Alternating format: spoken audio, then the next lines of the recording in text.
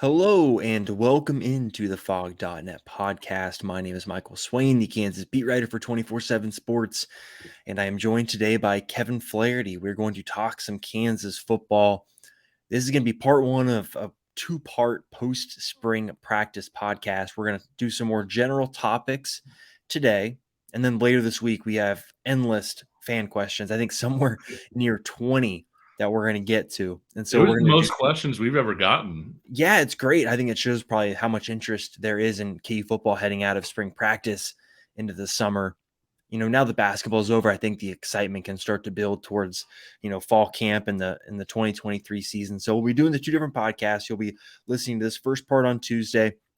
Second part will be out Friday morning.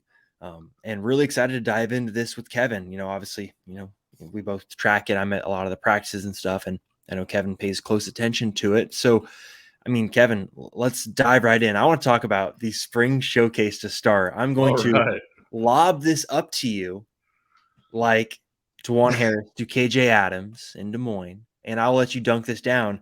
Kevin, how much did you enjoy watching the spring game? I'll be honest with you. I was a little upset about the way that it went out, which is why if you're not watching the video of this, Swain has just like a giant grin on his face as he's asking me this question. I didn't like the format of it. I think the people who watch the spring game, whether it's in person or whether they're going back and watching the video later, they're the diehards. They're the people who want to know, hey, how's this second string freshman defensive tackle looking? They want to see all of it. And for those of you who haven't been to ESPN Plus to watch the proceedings, you're really not missing a whole lot because they didn't actually show really the spring showcase. They showed a few selected highlights. They showed it from some different camera angles. I will say that the Jalen Daniels QB cam thing kind of cool. Like it really was, and it was a little bit different. When they did that, and you could kind of see what Jalen was seeing. But at the same time, for those of us who just we wanted to watch the game, make our little notes, observations, etc. You can't do that from the broadcast. And so rather than having a couple hours and, having all the stuff and, obviously in past, spring showcases or spring games, whatever you want to say, they've had alumni on and people to talk about how excited they are about the program. And so there are different ways that can kind of turn into a commercial for your program as well. And so I think by going with the abbreviated version, by not really showing the spring showcase and just kind of showing, hey, a highlight here, a highlight there, I really think they almost did themselves a disservice to people who are really excited about it. Yeah, and I think that's the thing that stood out to me at least was I was there in person. I watched it from the sideline, and you don't necessarily learn a ton from it, right? It's more about, hey, what players are out there and available, who can look good in a thing like that. You don't want to overreact to it, but it's something that I think, Kevin, you made a really good point, right? What happened on ESPN Plus was a commercial, and that's cool. But I think it'd been really nice if there was a separate broadcast, just a live feed or something like that for people like yourself. And I know there are a lot of fans on the message board, for example, that really wanted to watch it and just see, because not everyone lives in Kansas City or in Kansas or within a 3-4 hour drive where it's feasible. People have lives and jobs, and it was a Friday night. It makes it kind of tough to travel to. So it'd been really nice if fans were able to watch it. Now, I will say, as someone that was there, didn't learn a whole lot. Brian Borland made the joke. I think we talked to him on Thursday before it was on Friday. And as he's like walking up and leaving, he's like, all right, well, a lot of vanilla ice cream tomorrow night. And you're just like, oh, okay. Like no tricks, a lot of just basic stuff. And considering the fact that the way they did it, they could have done some trick plays and got crazy with the scheme and nobody would have known. Because Alabama ran a trick play in their spring game that was it. And, if Alabama's out there, running trick plays and stuff like that, it's I think Nick Saban's kind of captain of, vanilla ice cream land a lot of times in that stuff. But no, I mean, it can be fun and it can be something that can serve to kind of generate more excitement and all of that. Yeah. One thing I wanted to get to and ask you about, you mentioned availability. Kansas did not have full availability of players for a lot of this spring. Can you kind of break down maybe a little bit, some of the areas where Kansas was short? Because, a lot of places like running back, for instance, Kansas really didn't have its full complement of players. Well, Kevin, I think you have to go back to last season. And I think this is a really holistic approach that the coaching staff made, where you look at what transpired as the season went on, right? Early in the year when KU was playing really, really well, what were they doing? They were stopping the run and they were running the ball really well. And that starts with a physical approach up front.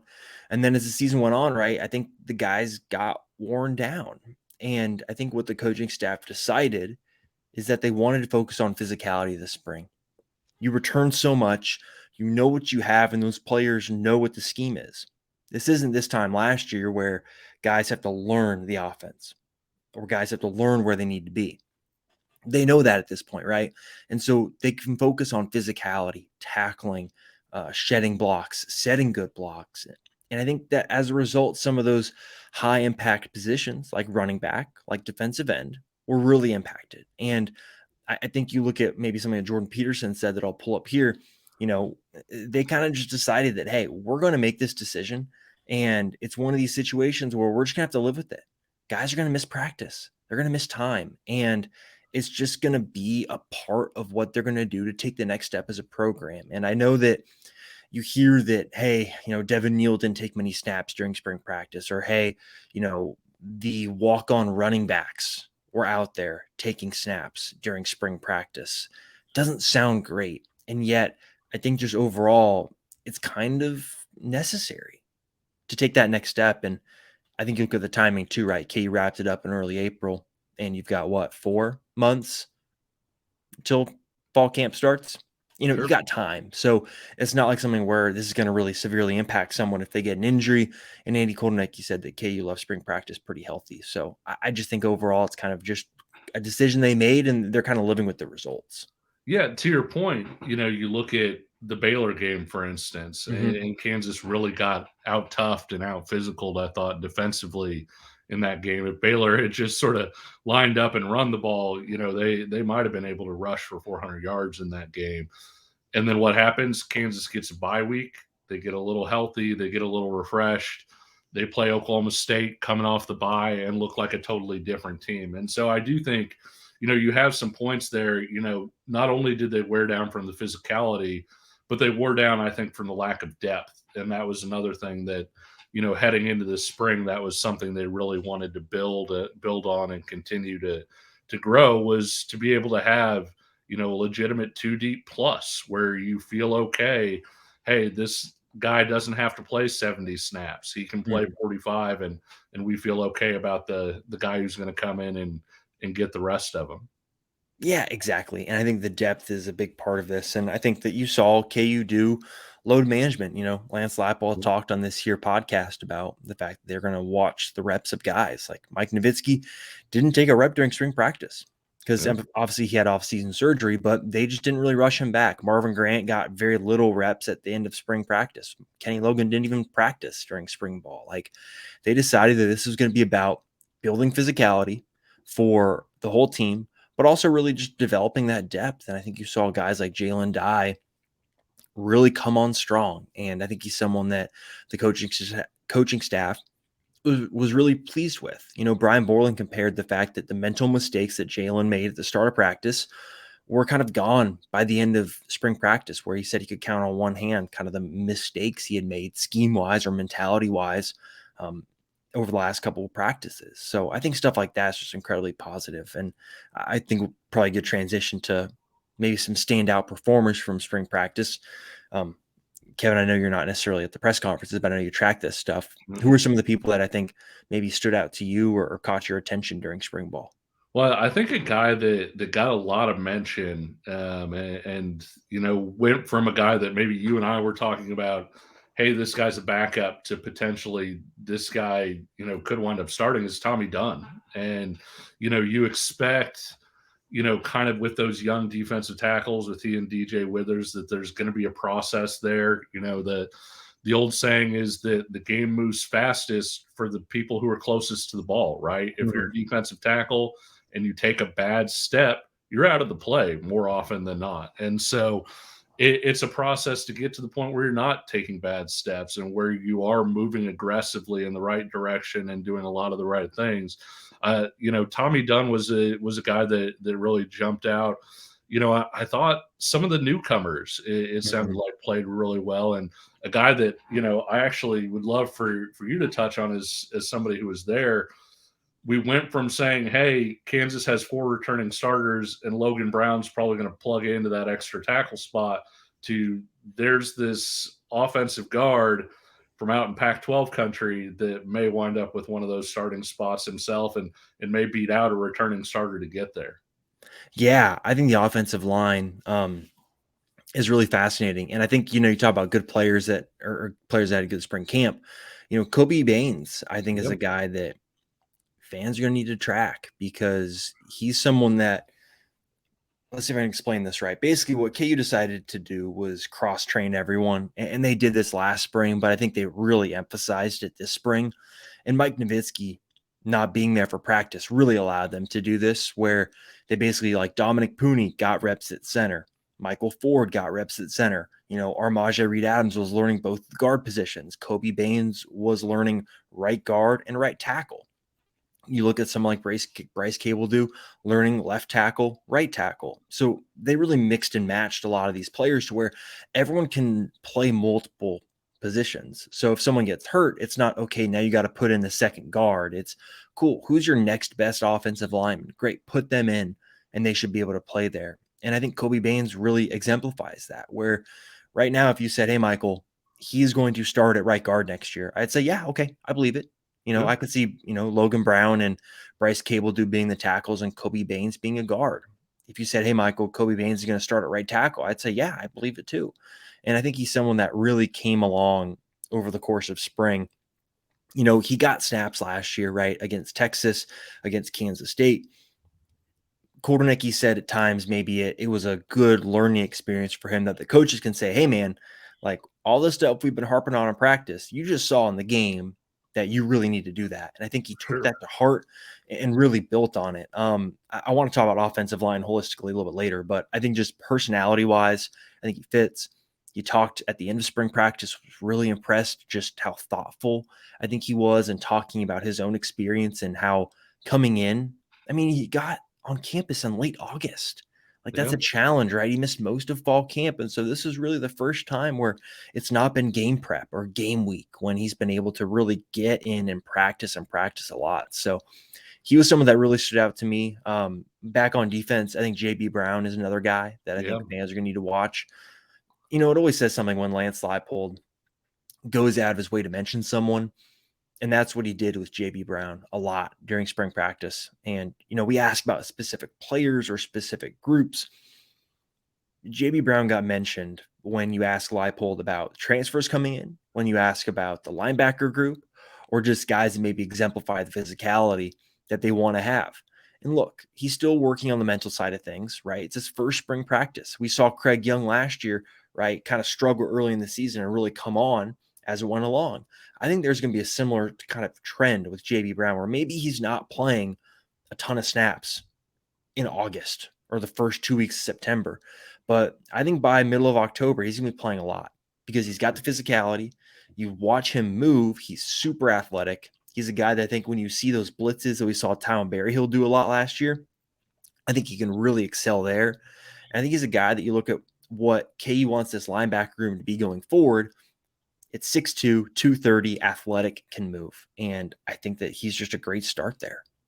Yeah, you saw sort of a similar journey with Lorenzo McCaskill as well last year, where his playing time and his reps really picked up over the course of the season. I think one of the interesting things too. You mentioned Dye. I think that safety group has some guys in it, and and with Logan not playing, with Marvin Grant really not playing, you were able to see like, hey, this is a group that has some real depth there, I think. I think so. And I think obviously a spring like this where your two kind of two of your top three guys aren't playing, right? And Sure. Grant and Kenny Logan. Well, it forces OJ Burrs to be more vocal. And if you've ever been around OJ, he's just quiet. It's just who he is as a personality. And I think this spring forced him to come out of his shell a little bit in terms of just being an on field leader. It doesn't mean he's going to be the jokester in the locker room or anything like that. But I think just having the confidence to demand a standard from your teammates is something that really helps with. And then you look at someone like Jalen Dye, who got those opportunities at the boundary safety position. I don't think he's going to play a ton at boundary safety this fall. Why? Because he's got Kenny Logan and Marvin Grant ahead of him. But Jalen Dye now has the confidence to go play a lot on special teams and make an impact there. And then you look at next season, right? 2024. Well, you're going to be without Kenny Logan. I got to look at the eligibility. Marvin Grant will have another year. It's just a question if it's a COVID year or senior year. And there could be more snaps there. So I think this spring is so big for kind of building that depth underneath the starters. And Jalen Dye is just a great example of it. Yeah, I think so too. And another guy on the offensive line, I thought Spencer Lovell is a guy that has a chance sort of in that guard group as well. I mean, we've talked about it on this podcast, it feels like 4 or 5 times, but it was something that if you were at the Liberty Bowl, you notice the difference in size and physicality and Mm-hmm. and everything between Arkansas and Kansas on both lines of scrimmage, and I think that was a big part of the reason that Kansas went into the transfer portal, to go get another guy that can plug into that guard conversation. That's the reason, obviously, with them losing the defensive tackles they did, you go out and get like a Devin Phillips, a Gage Keys, guys Mm-hmm. like that. And so I'm interested to see how that physicality plays out this next season too. Yeah. And I think overall, that I'll use this as a transition then to talk about just holistically the offense. I think it's a group that, with a lot of returning production, right? I think we know what the offense did. And I think after the season, Kevin, maybe it was, we talked about what the next step could be for the offense next year. And I think the physicality up front is really that big step. Yep. And I think you look at that offensive line room and what it could look like. Because again, I don't know. Like, this is the thing about this fall camp that's going to be so fascinating, is that it's like the right type of position battles, right, Kevin? There have been times in the past where you go into a KU football fall camp and you're like, God, I mean, who's going to start here? Like, oh boy, it's not looking good. Well, now you're like, well, guess what? There's a real possibility that a former 5-star recruit doesn't start. There's a possibility that a guy that started Power 5 games isn't going to start. Actually, it's guaranteed that at least one player who has started multiple Power 5 games will not start on KU's offensive line. That Yeah. is a guarantee. It's crazy. And I think that offensive line room is where it's going to start. I'm not going to predict who it's going to be because I don't know. I don't think the coaches know. I think they're going to go into fall camp with a pretty clean slate. They're going to say, all right, Mike, go snap at center. Everyone else, let's figure it out, right? Yeah, See sure. where it goes. And so I just look at it, and there's a world where you could have 6'7" Dominic Pooney, 6'6", 340, something like that, Spencer Lovell. You could have a Logan Brown at right tackle or left tackle, or Bryce Cable at left tackle or right tackle, and be pretty good. Or maybe Kobe Baines wins a job. And overall, you're just looking at it and you're saying, this offensive line group can improve its physicality, right? Because I think Yeah. you're looking at it and saying, okay, I don't know if Michael Ford's going to start, or I don't know who's going to start at right tackle, if Cable is going to win, or if he's going to move to left. Like, you don't know. And really, it's just looking at it and saying, there's a higher level of physicality there. They're more experienced. They're a year older. They've worked with Matt Gildersleeve for another year. And it's just exciting to look at. And I think that's probably where you're going to see the biggest step offensively for KU. Yeah, I think I think it was former K-State coach Ron Prince who said once in a press conference, "We don't have any left guards." Those are not those, those are not the kind of position battles that you want to hear about, where you feel like you don't have any of those guys. And I know we'll talk about newcomers and stuff like that later, but I think that's one of the things that kind of stood out if we're talking about the offense as a whole, is just where do you get better? I mean, you bring Mm. back 10 starters from a team. You're ranked number 1 in the country in returning offensive production, according to Bill Connolly's returning production metric. And they were, I think, ninth in the country, something like that, ninth in the country, I think, in SP plus in offense. Mm-hmm. So you're number one in returning production and is coming back from a top 10 offense.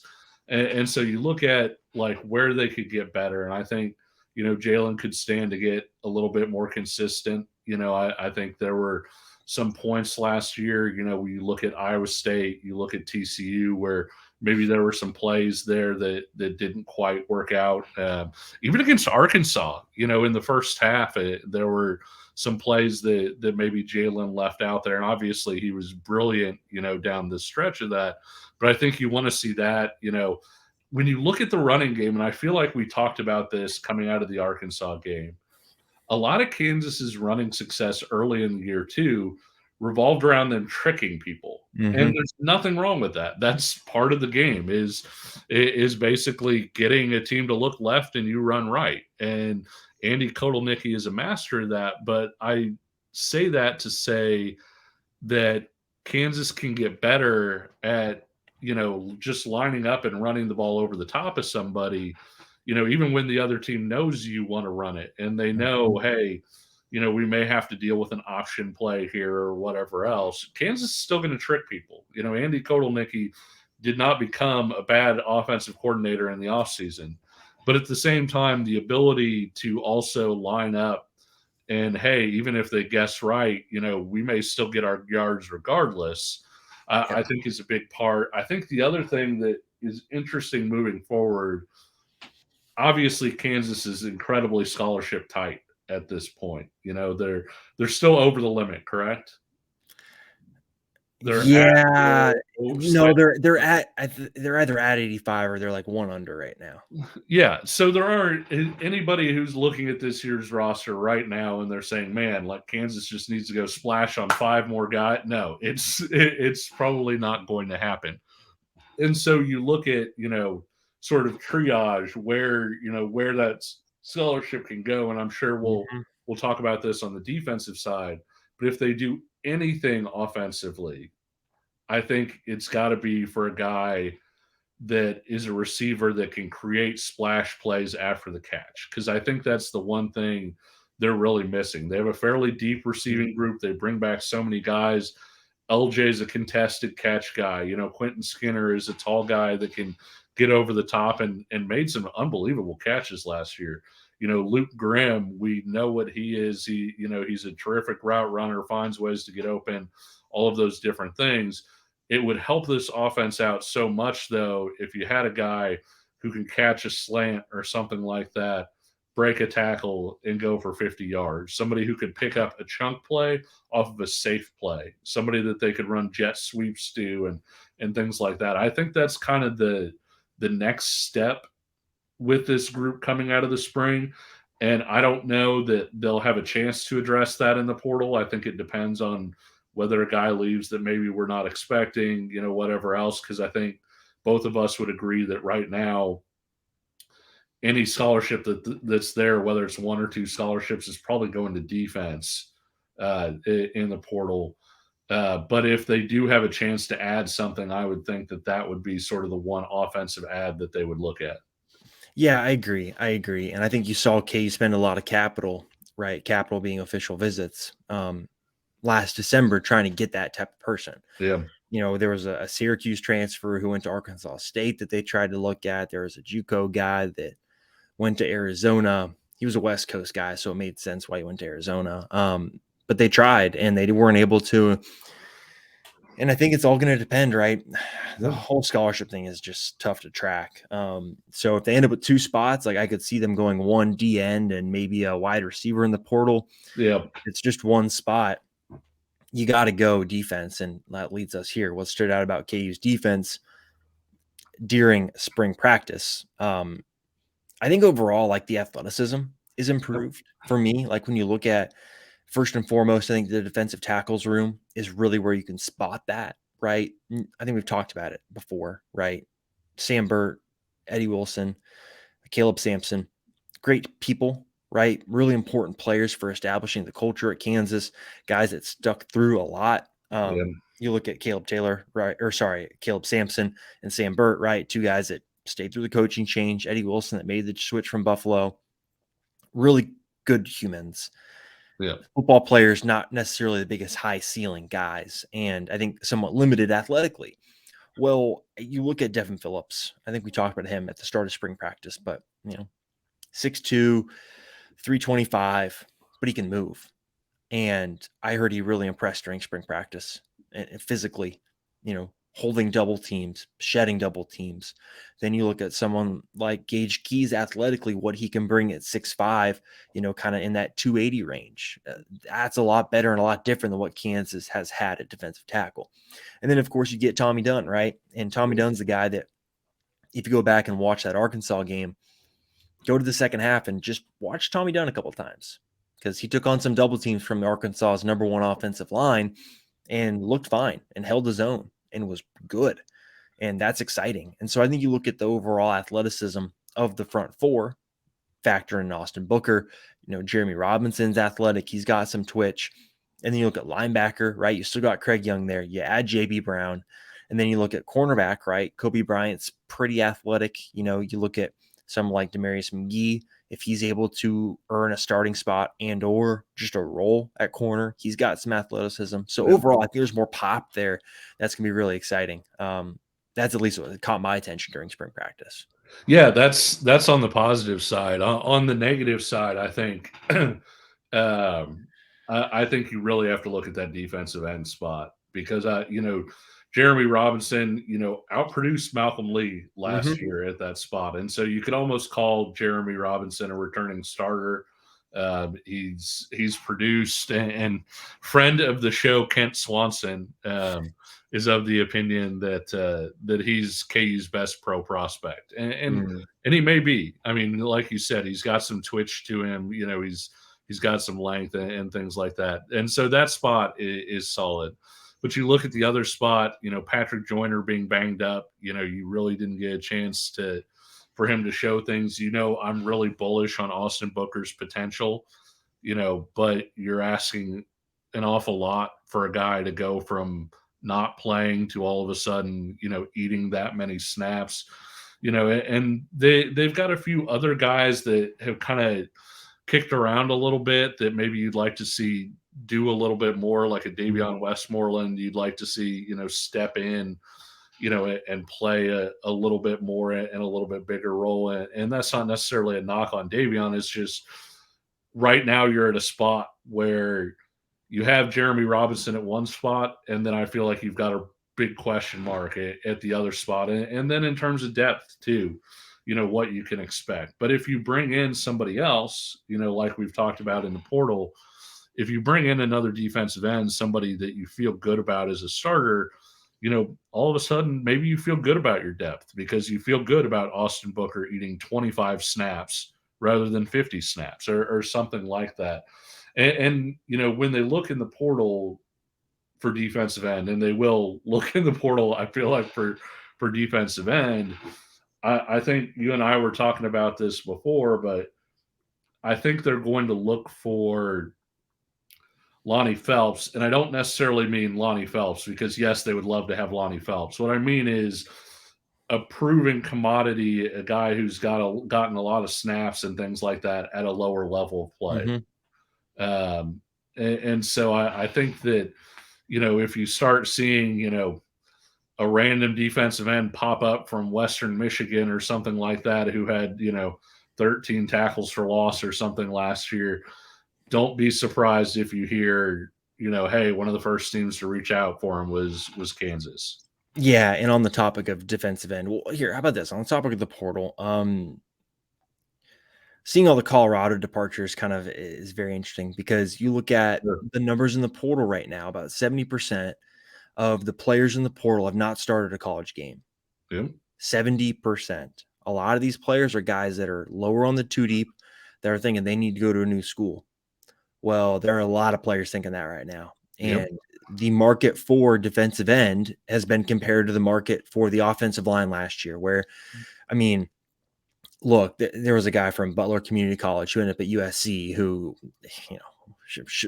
considering where USC is going, shouldn't be there.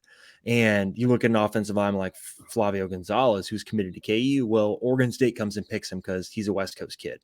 Like, there was so much competition for those offensive linemen last year that it was so tough. KU had to hide Dominic Pooney. They had to hide him to make sure they got him on campus. Well, whatever that was last year for offensive line is what it is this year for defensive end. Yeah. So I'll give you a name to watch. Kyrie Yeah. Mans, from Maine, a guy that has played a lot of football. The staff knows him from their Buffalo days. They literally were his first offer out of high school. He ended up picking Maine because he liked the defensive coordinator. He liked that he could learn from some older guys, and it really worked out for him. And so he's going to be coming in on an official visit the first weekend of May. And so that'll be a name to watch, but it's going to be competitive for the defensive end spots. And you just got to see, it's going to be tough to find a guy that is a Lonnie Phelps, but if you can just find a guy that's capable, I think that's an improvement. And I'm pretty concerned about the defensive end spot because Jeremy Robinson is talented. He also has not been able to stay healthy. Yep. That's the fact of the matter. And are you expecting, it's like Daniel Highshaw. I'm sure we'll talk about him later, but a guy that's had 2 big injuries, right? Do you expect him to buck the trend and stay healthy for a full season? You'd hope so. And you really, really hope so. But again, you can't ignore past history. And Jeremy Robinson was banged up most of last season. He had some injuries the year before in Lance Leipold's first year. And so can he stay healthy all season? I don't know. So for me, I think defensive end spot is probably the biggest concern. Yeah, and I went with the negative just because you started with the positive, but I do think there are a lot of things to be positive about on defense. With you bringing back your back seven, when you look at that group, and Craig Young being the hawk type guy, you bring back a lot of quality depth too, and I thought they really did a nice job in the portal because I do think that Devin Phillips fills a major need in terms of what they needed in terms of a guy that's really going to hold his ground and help them in the run game. But I also felt like they didn't have a lot of interior pass rush last year. And I think that's where somebody like Gage Keys comes in and gives them something a little different than what they've had. If you look at the defensive ends just walking around out there, Austin Booker looks different than what Kansas has at defensive end. If you look at the defensive backs running around, Demarius McGee looks a little twitchier, a little bit different than maybe some of their other guys. And so I really thought that they did a great job going after those guys in the portal. I wish we could have seen a little bit more Patrick Joyner because I think there's a question there. I feel like where is Joyner going to be an every down type guy? Is he going to be able to hold up against the run enough to do that? Or does he become sort of a third down specialist type guy? Because he can get after the quarterback. He's quick. There's no doubt about that. You can turn on his Miami tape. You can turn on his Utah State tape. He's quick. He can get after the passer.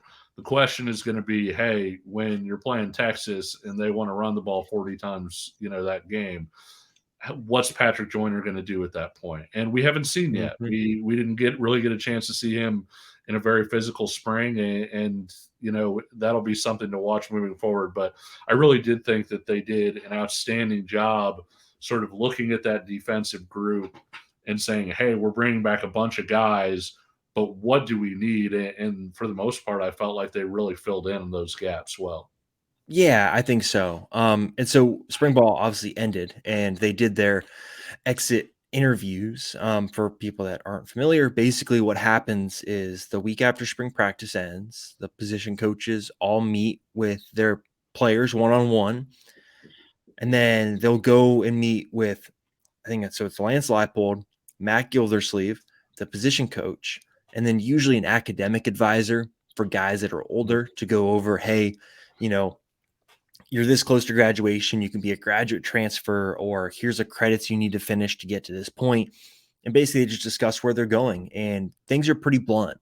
That's the thing about this coaching staff. They tell it like it is to everyone. And I think it's one of the reasons why they've been so successful is because everyone always knows where they stand. There's no questions. And that's what this is about. And so you saw some players enter the portal.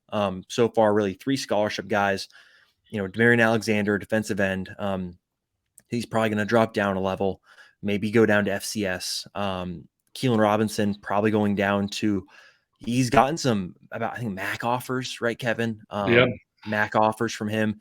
And then Ethan Vasco headed to Coastal Carolina. I think that's a really good spot for him. He's someone that you look at the quarterback room, right? Just, yeah, Jalen Daniels, and it's just not really a clear path to playing time. And at Coastal Carolina, he'll have that. So far, really 3 scholarship, exits as of, Tuesday. So portal window closes this Saturday. And Kevin, as we get into summer now, I want to know, what is the biggest area of confidence you have? Actually, no, let's start negative and we can end on a positive here. What's the biggest concern The you have? compliment sandwich. Yeah, exactly. What's the biggest concern you have heading into fall camp? I think it may be that defensive end spot. And Mhm, even beyond that, I like the defensive tackle group. I like what they have in that room, but we haven't, quote unquote, seen the bullets fly with mhm, that group yet. And so I think that's the defensive line, I feel like, is the group that's going to tell us, hey, is this a 6-6 team with the top 10, top 15 offense and a really struggling defense again? Or is this a team that maybe has a chance to do a little bit more than what mhm. people are expecting? And I think the defensive line is going to go the longest way to answering that question, either affirmatively or negatively. And so that would be my main area for concern at this point. I think, offensively, so many guys return, in so many different strengths. I think it has to be on defense, and with, when you look at, every starting linebacker, every starting defensive back coming back, the depth that they're building there, those different things, defensive line and specifically defensive end, I think is what really jumps out at me. Yeah, I agree with that. That would probably be my number one. I think my number two might be the running back room, Yeah, just health because, wise, yeah, I mentioned Highshaw a minute ago. I think we spent last camp talking about how good he was, and it turned out to be true. He's got all the talent, right? He's a guy sure. that there was another coach at another Power Five school that literally texted me after the Duke game, after he had that run, and was just like, "This he's got NFL potential." I don't know now. You dislocate your hip twice. It's tough to come back from, and he Yeah, wasn't available during camp. And you look at the running back room, and Devin Neal, right? Really talented, but he takes on such a huge workload that you just don't know, like, can he stay healthy throughout the course of the season, right? Sevion Morrison was banged up for most of last year, was banged up most of spring, right? His first really yeah, 12, 13 months in Lawrence have been kind of banged up. And then you got Dylan McDuffie, who is kind of like Highshaw, maybe just a little bit a step below where you saw Highshaw last year. And so I just wonder, right, if Devin Neal gets banged up, like, you're looking at it and you're saying, man, like, can they stay healthy? And then if they can't, it's really hard to have complimentary football if you don't have any healthy running backs. So I think for me, that's probably my biggest area of concern. Let's flip to the other side, Kevin, and go positive. Your biggest area of confidence heading into next fall camp. I the quarterback room is really strong, and it seems Mhm. like that's the easiest answer. And so I'll go with the offensive line instead. I think, bringing back 4 starters. Logan Brown did not leave Wisconsin, or however you want to phrase all of that, because of a lack of ability. And I think when you add him in, when you look at the way that guys are developing, like Kobe Baines, you bring in Spencer Lavelle, through the transfer portal. I feel like this is maybe the best offensive line group that Kansas has had in a long time. And, the best, certainly the deepest, I would say, that they've had in a long time. And so that's the group that really jumps out to me. How about you? What's your big area for confidence? Yeah, honestly, I'd say I know the kicking game's gonna be better. Yeah. Seth Keller is gonna be better. Punting, golly, I don't know, but the kicking game will be better with Seth Is the Keller. is the Aussie guy going to make it in? Yeah, I think. That's one of those you just to kinda, I mean, he signed, so, Yeah, I don't think they'll know what they have with him until camp next year, but I think, sure. kicking game will be better, at least in field goal kicking.